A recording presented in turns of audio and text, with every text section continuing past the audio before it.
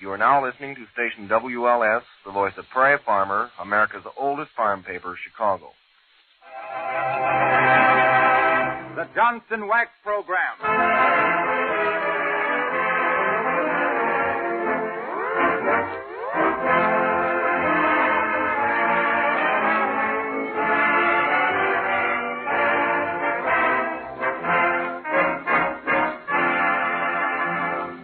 Everyone, the makers of Johnson's Wax present another gleaming, glossy, gay and garrulous grab bag of fun and music with Rico Marcelli's orchestra and starring Marian and Jim as Fibber McGee and Molly.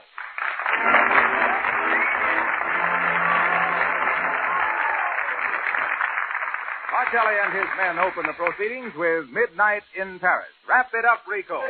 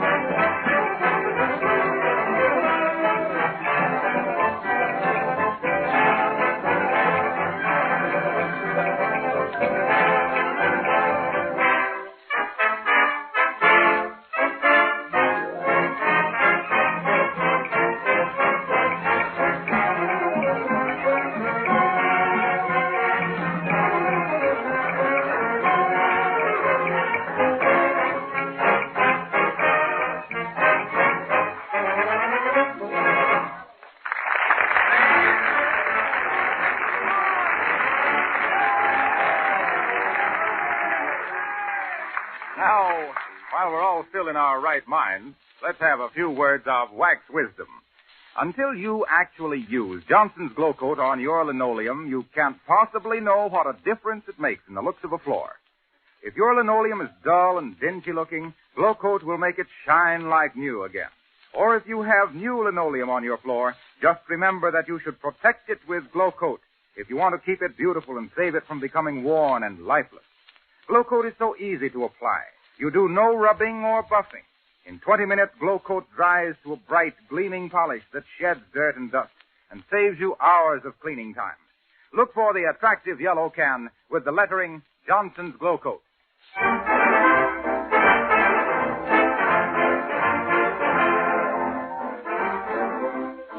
A very pretty little domestic scene at 79 Wistful Vista tonight. Fibber and Molly are seated in the living room. McGee is tuning in the radio. Let's see now what I can get. I dread it. Ever since I hung that potato on the aerial, all I can get is Lady Peel. Be Lily to you, Molly. Don't tune us out, folks. That's our radio, not yours. Turn it up so I can hear it, McGee. Okay, Molly. I spent the whole morning adjusting this thing so I could get something good. Oh. There, you see what you done, McGee? Put the radio on the bum. Oh, shucks, Molly. I can fix it all right. Yeah, like you did last time, I suppose. You betcha. You fixed it so when you tuned in Los Angeles, the doorbell would ring. If you tuned it up higher, up louder, the lights would go on in the basement. And another thing. Huh? Did you shovel the snow off the walk like I told you? Well, And another thing. Did you bring some groceries home for supper? Oh, I forgot 'em, Molly, but I'll winchell right over and get 'em. Walter Winchell? Yeah. I'll be back in a flash with some hash. That's probably the radio man to fix the radio, Molly. Don't be silly, McGee. You haven't called him yet. Oh, that's right, I ain't. Okay, I'm coming. Oh, hello there, Mrs. Wheedledeck. How are you? What do you care how I am, you little palooka? Huh? If you cared how I was, you'd shovel off that sidewalk of yours so the body could walk. I've been 20 minutes going 14 feet on that ice. And I want to tell you right now, when I want to do my trucking or tear off a little karaoke, I'll go to a dance hall to do it. So get out there and chop yourself an ice cube, you little drink of water. Well, can you beat? Can you? Who was that, McGee? Oh, boy, that was, oh, some fellow wanted to know where 14th and Oak Streets was. Sounded like a woman's voice to me. Yes, I know. Sounded like that to me, too, at first. Let's see now, what was I going to do? Go get the groceries. Yeah. Oh, no, I was going to telephone the radio man. I don't think I'll try to fix it myself, Molly. I'll call him up now. Hi, babe. Give me Murray Hill 89933. Oh, I had a cat and his name was Mort. He had 9 lives like the Supreme Court. With a hey nanny nanny and a TVA. Oh, hello? Wistful Vista Hardware Store? This here's Fibber McGee. Can you come right over and fix my radio? What's the matter with it? Why, shucks, if I knowed that, I'd fix it myself. Okay, I'll expect him then. While he's on the way over, McGee, you might be shoveling off the walk. You're right, Molly. Good. You're right. I might be, but I won't. You get it, Molly? I said... Ah, it ain't funny, McGee. Okay. My, we're real popular tonight, McGee. Go see who 'tis. And if it's another man wanting 14th and Oak Street, invite her in.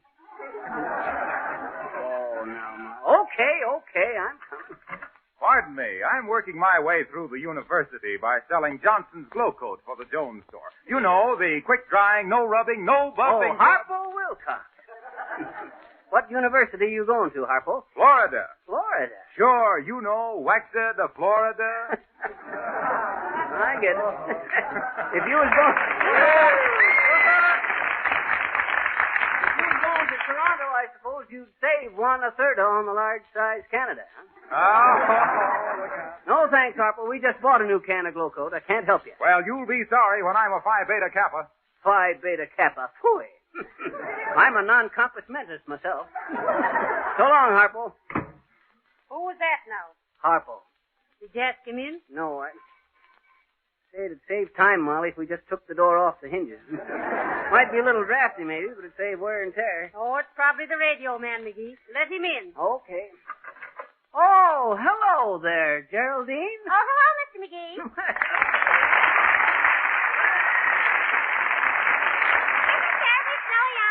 Isn't it really?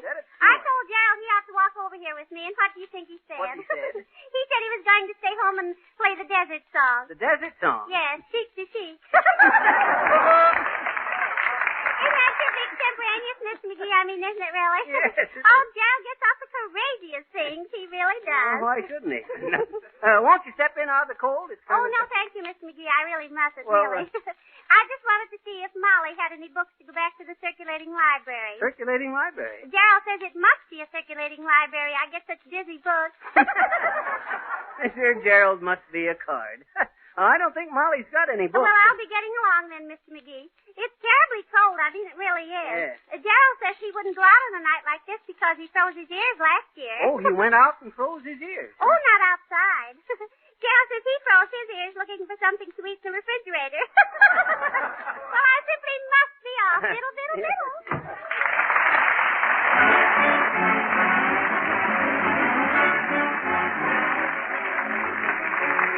And now we are to hear Rico Martelli and his men play a very catchy song submitted in our recent amateur songwriters contest. The song titled, I Found You in the Moonlight, was written by Russ Daly of Ogdensburg, Wisconsin. The popular young tenor Bob Hannon sings the vocal. I Found You in the Moonlight. All right, Rico.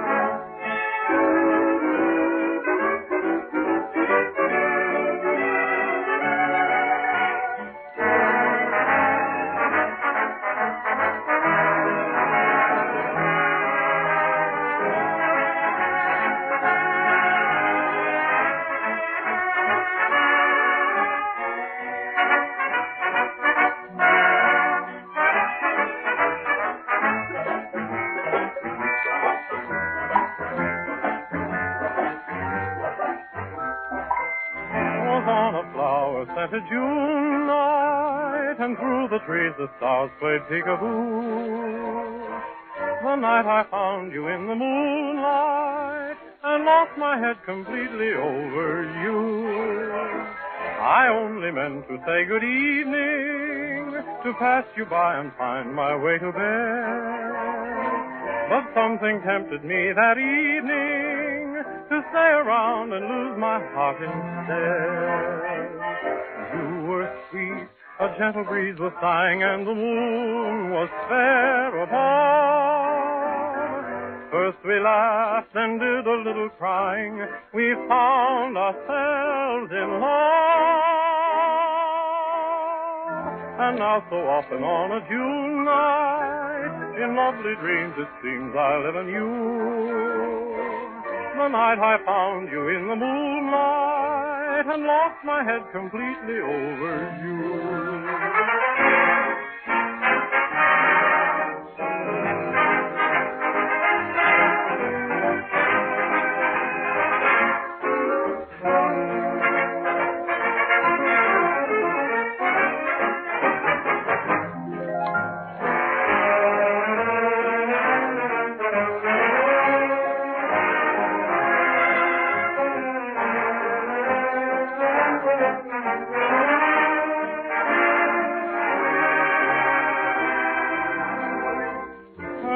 So often on a June night, in lovely dreams it seems I live in you. The night I found you in the moonlight and lost my head completely over you.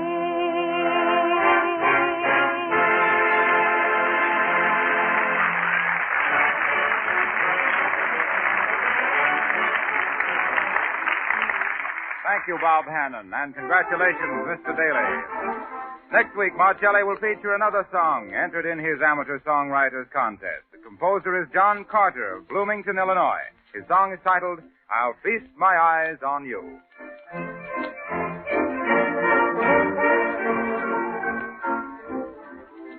Back at Wistful Vista, the McGees are waiting for the arrival of the radio repairman so they can continue with their nice, peaceful evening. Or what started out to be a nice, peaceful evening. Isn't it about time that radio man was here, McGee? I don't know, Molly. Probably takes time to wait through. Heavenly days, here at last. Go answer it, McGee. I've been to that door so dead red many times tonight I feel like a usher. Radio repairman, come right in. Hello there, Peter. Well, if it ain't Nick the Popular. Hi, Nick. Come on in, Nick, and shake the icicles off your chin. Thank you to pieces, Peter. It is a very fine night outside for Eskimokis if you should like polar bears, no thank you. Well, how do you do, Mr. DePopoulos? Hello, Cupid. You report to being very smart people to be staying inside from outdoors, I'm thinking. Yes, Mr. DePopoulos. We thought we'd stay in and listen to the radio this evening, but the radio's busted, and we're waiting for the man to come and fix it. Come on in and sit down, Nick. Sure. How's business? Restaurant business is very fine, if you don't mind, Scissor. Good. One Cupid customer, she's for to telling me, Mr. Restaurantsman, in all the world there is no restaurants where I'm getting such stoom brooms as this. Stoom broom? What you mean, stoom broom? Now, don't pull me with that stuff, Scissor. You're knowing very well stoom brooms. Stoom brooms is for to being plums which are all wrinkled on the face for worrying about perhaps winding up like stoom brooms. Oh, so the lady said there was no place in the world where you could get such stewed prunes as in your restaurant. That's right, Cupid. This old Cupid customer is saying my stoom prunes is without doubt maybe the worst stoom prunes of any place he's ever stayed away from. These customers, you know, is always having little jokes with restaurant people. Well, I always says, Nick, the customer's always right. I mind the time I was managing the Shapiro Bernstein French restaurant in Dublin. I was There's the radio man, McGee. Let him in, will you, Molly, while I find a cigar for Nick? All right, McGee. I feel like a feather in the breeze. How do you do? Are you the radio man? What? I say, are you the man to fix the radio? No, I'm a PWA worker. Heavenly days. A PWA worker? Well, what do you want, me boy? Well, I just want to tell you, never mind about shoveling the walk if you was going to. Us boys is doing it. Oh, well, now that's fine. That's a terrible cold you have. You better take care of it. I haven't got any cold, lady. Well, I must say you sound like it. Yeah, I know. But if you talk to as many politicians to get this job as I have, you'd lose your voice.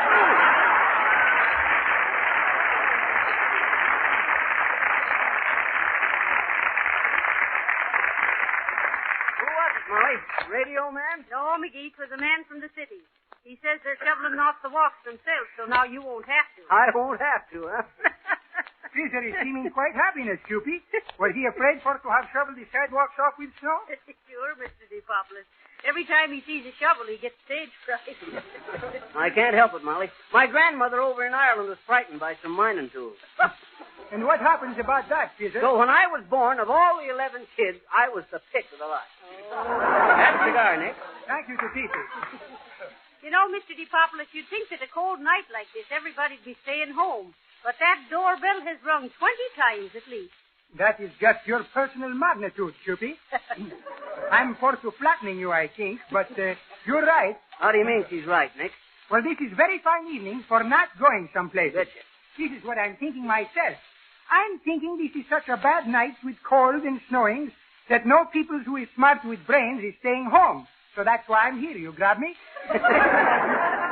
No, not exactly, but never mind. I hear you served a nice dinner in your restaurant on Washington's birthday, Mr. DePopulis. Oh, sure, Cupid. Judge Washington, he was a great man, I'm thinking. Indeed he was. But you Americans have a lot of great patriarchs. Like Abraham Lincoln, Brick Wall Jackson, Jacques Dempsey, and this Tarzan with the monkeys. These are great people. Chuck, you had some pretty good Greek people, too, Nick. Helen of Troy, for instance. No, Peter. Helen of Troy, she was a bad Cupid, I'm thinking. Oh, but she was beautiful, Mr. DePopulis. They say she had a face that launched 1,000 ships. If she is for to having her lunch on 1,000 boats, she's crazy from sailors, like my first Mrs. DePopulis was. Why, what'd she do, Nick? Well, she's running away from me with a uniform with a Navy sailor inside. Oh. Yes, you know, all ladies is foolish from sailors, Cupid. Perhaps except you. And I'm not so sure I'm talking sense when I'm saying that, too. Oh, is that so? Well, that's probably why Molly fell for me, Nick. I used to be a bosun's mate on the old USS Peoria. I mind the time one day when we docked down at Rio de Janeiro with... Heavenly days. If this isn't the radio man, I don't know what I'll do.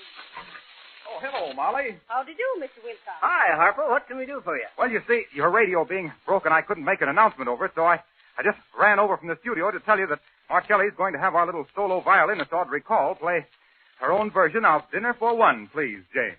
Dinner for one, please, James, huh? Dinners for one is not so good for restaurants business, Will, sir. No, I guess not. I'm much more pleased if this little fiddle Cupid is playing banquets for 500 people. Then let it go right ahead, Mr. Wilcox. All right, okay, Audrey.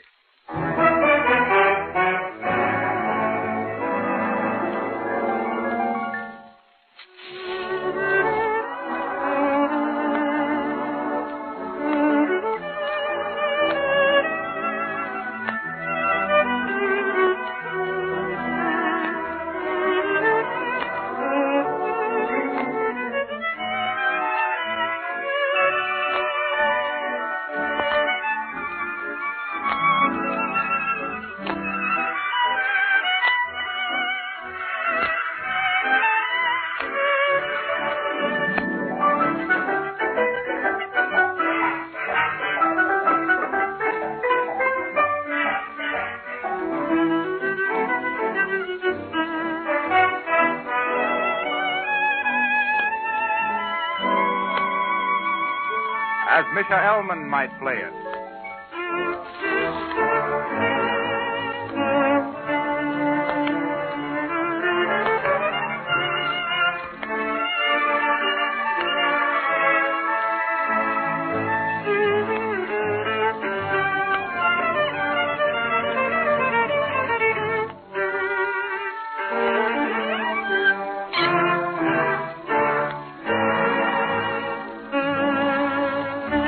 In the hot middle manner of Joe Benuti.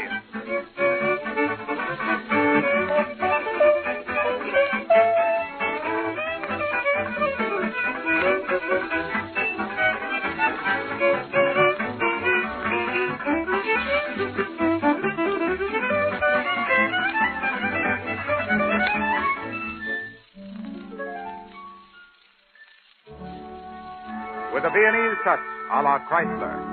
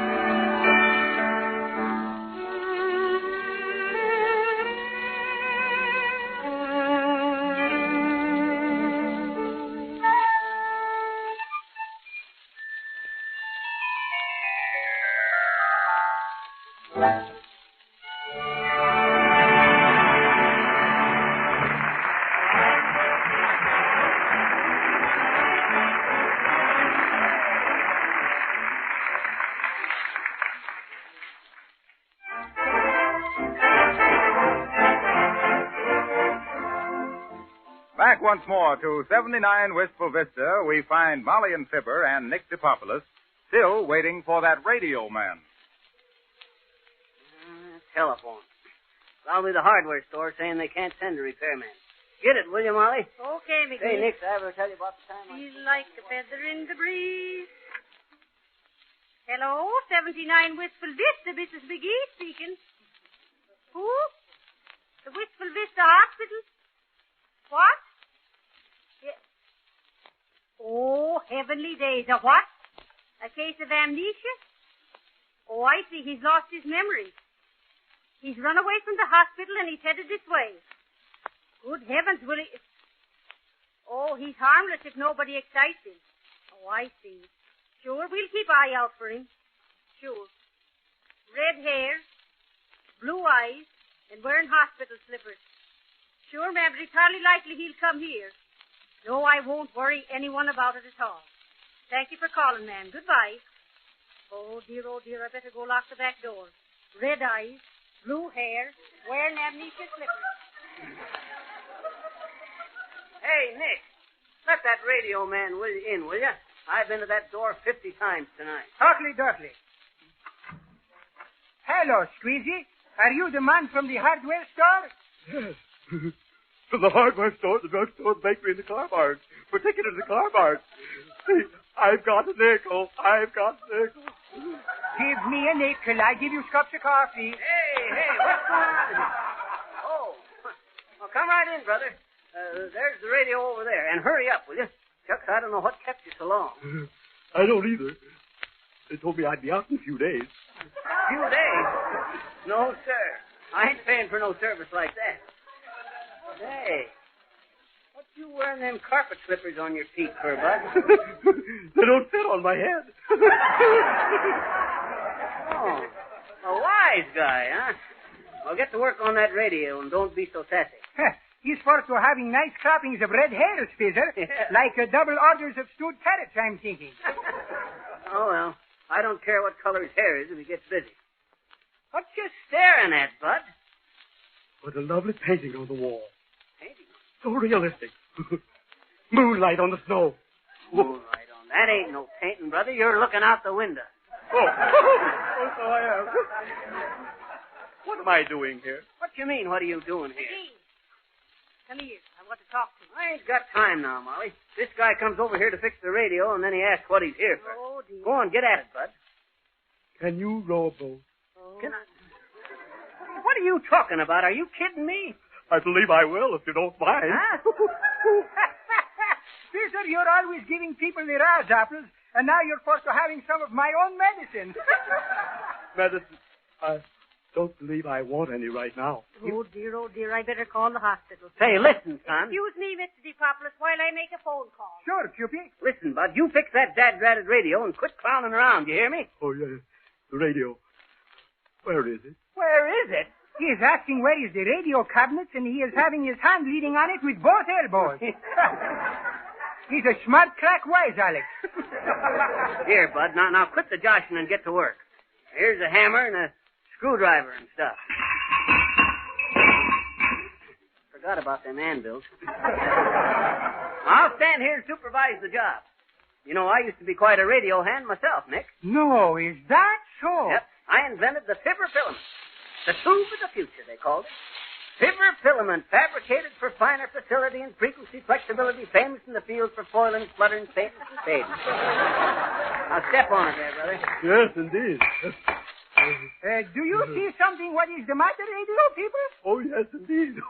Oh, yes, indeed. This tube is absolutely gone, I think. Hey, Yes, absolutely gone. what's the idea of busting up that tube, Bud? I could have... And this one, too, I believe. Very weak. Oh, very, very weak. Hey, look what you've done. You busted all them tubes. Oh, don't worry. Here are more to this lamp. Huh? Hey, go easy there. You busted the lamp. I know. I don't like lamps. Do you? Why, Hey, what's the idea? Are you ribbing me, brother? Oh, no, indeed. Now, this tube here, sir, is broken. What you mean, broken? It ain't another. Why, it is too. Hey, what's the idea? Hey, this is very comical way for fixing radios, I believe it. Well, I'll say so. Now you listen to me. No, Bud. you listen. You listen. What's the idea, reckon? Quiet. Don't shout at the man. Don't shout at the man. No. You see what he done? Oh, now what? I'll go, McGee. I'll go. Okay, lady, where is he? Oh, he come right in, please. He hasn't done any harm, has he? No, not a bit. There's hardly any, that is. Come on, Mr. Quinn. We're going now. Oh, thank you so much for coming. I don't like this place. It's full of radio tubes. You don't like it? Full of... Say, who is this fella? Quit shouting, buddy. That just makes him worse. Huh? This guy got a crack on the head in an accident and ran away from the hospital. He'll be okay in a couple of days. Come on, Quinn. Thanks for calling us, lady. Oh, that's all right. Good night, Mr. Quinn. You must come over and fix my radio sometime. Good night.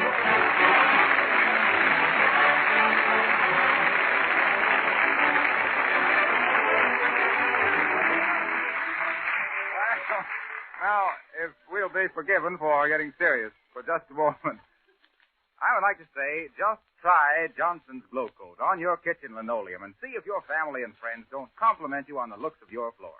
Glow Coat keeps your floor sparkling and clean, and at the same time makes your cleaning work very much easier. Instead of having to scrub your linoleum continually in order to keep it respectable looking, you'll find that dirt and dust will not stick to the Glow Coat polish, and your days of floor scrubbing will be done away with. Soiled spots are quickly wiped off the gleaming surface. No wonder millions of housekeepers are so enthusiastic about Johnson's Glow Coat, the easy-to-use, no-rubbing floor polish that dries in 20 minutes and shines as it dries without help from you. And remember, you save as much as 1/3 by buying Glow Coat in the larger sizes.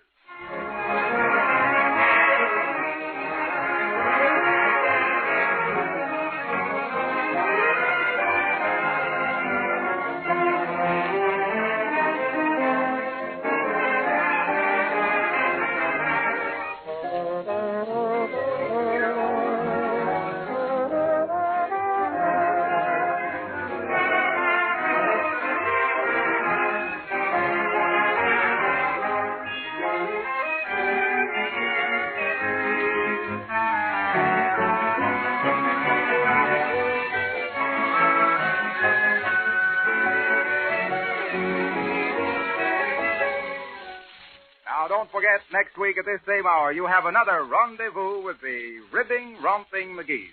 Until then, may we remind you that just as the best housekeepers use Johnson's Wax and Johnson's Glow Coat to keep their houses clean and shining, so the most particular car owners keep their cars sparkling with Johnson's Auto Wax and Cleaner. This is Harlow Wilcox, the voice of Waxperience, saying good night.